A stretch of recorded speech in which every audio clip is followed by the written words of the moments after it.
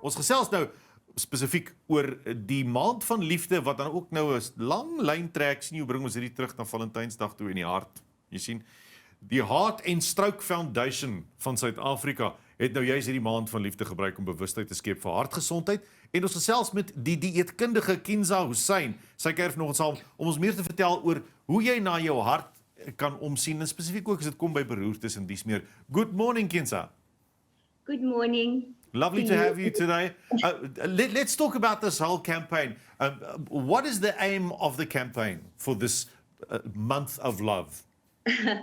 So the Heart and Stroke Foundation South Africa is sort of encapsulating the connection between the heart and the brain and its inability of one to function without the other.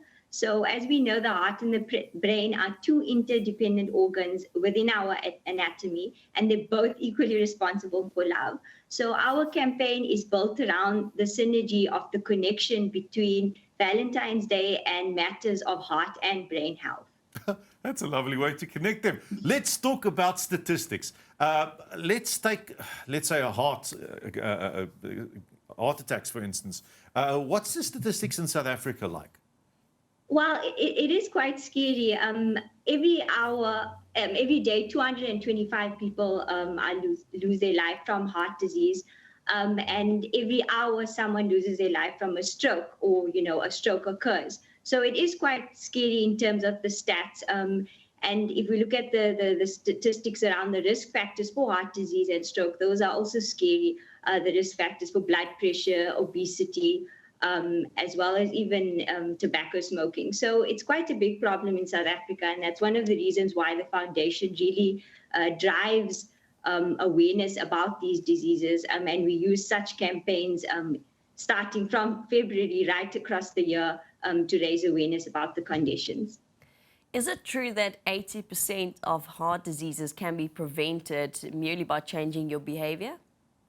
That is true, yes. We have found that an estimate of 70 to 80% of heart disease and stroke can be prevented by your life choices and habits such as healthy eating and even exercising. And that's why we place a lot of emphasis on how we can manage or prevent or control the risk factors, especially if it runs in your family. We place a lot of importance on how you can work on reducing the risk of getting those conditions, or even if you already have a risk factor and you're on medications, we also place a lot of emphasis on how you can manage the condition through lifestyle changes. It's shocking to think that 80% of heart attacks can be prevented just by changing your lifestyle, proper lifestyle choices. The Heart Foundation also has this red heart sign, trademark, hallmark thing that's on products, so consumers know exactly which products are good for your heart, at least. How's that going? Yes. It's called our Heartmark Endorsement Program, and it's been approved by the National Department of Health. And basically what we do is we work with food manufacturers whereby they bring forward their product, and we conduct an analysis on the product to ensure that the product is low in added salt, added sugar, and added saturated fats or trans fats, which are the bad fats, and also high in fiber, which is good for our heart. And once that we found that these food products tick all those boxes, then we award them with the heart mark, and then it gets put on the product. And this just makes it easier for the consumer when they go shopping to identify a food product, and they can be sure that it's good for their heart and their brain. With this campaign, what is it that you're aiming at? Do you just want to create awareness? What is the call to action? Do you want people to actually change their lifestyles? What are you aiming for? Yes, so this particular campaign, we run it through the entire month of February, and it's traditionally known as our fundraising campaign.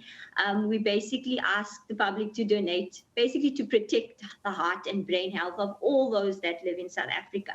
As our public must be aware that our foundation is a non-governmental, non-profit health organization, and we rely heavily on donor funding to sustain the continuity and the evidence-based programs that we promote.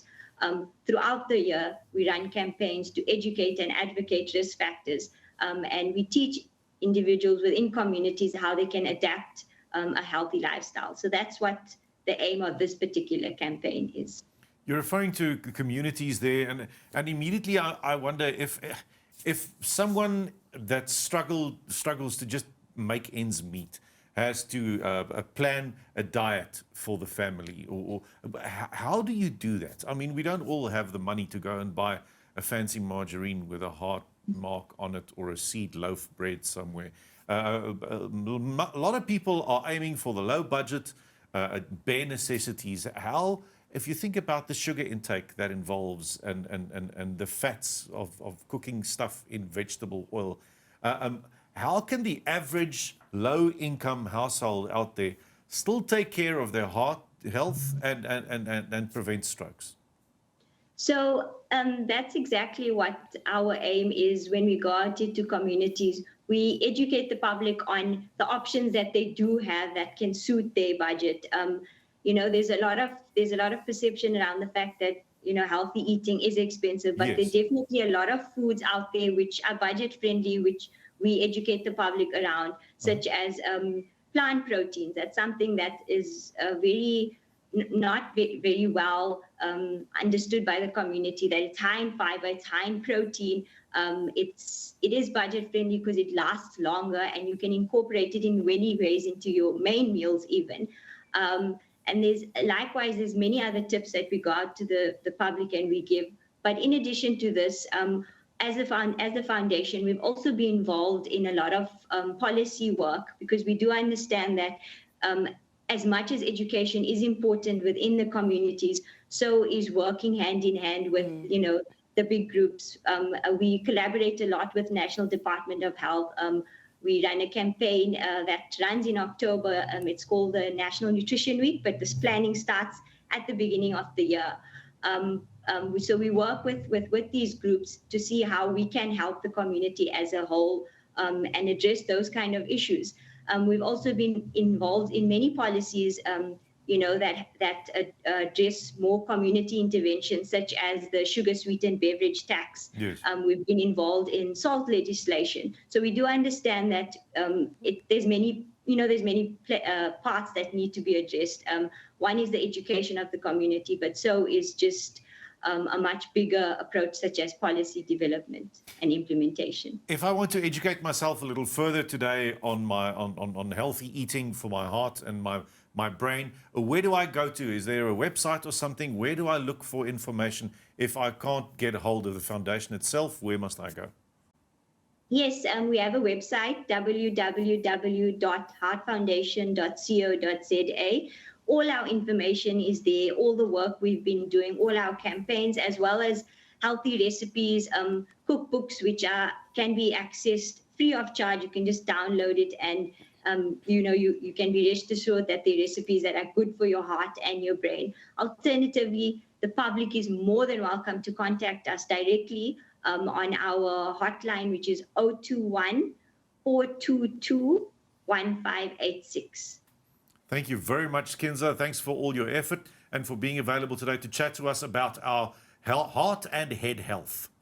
It's a pleasure. Thank you very much. Dat was aan Kinza Hussain, die dieetkundige. Wys jou nee, mense kan so 'n bietjie beplan aan 'n dieet aan mekaar sit en dalk as jy die regte inligting gaan kry op die webtuiste van die SA Heart and Stroke Foundation, dan kan 'n mens dalk 'n bietjie meer ingelig wees oor daai besluit om jou week te beplan.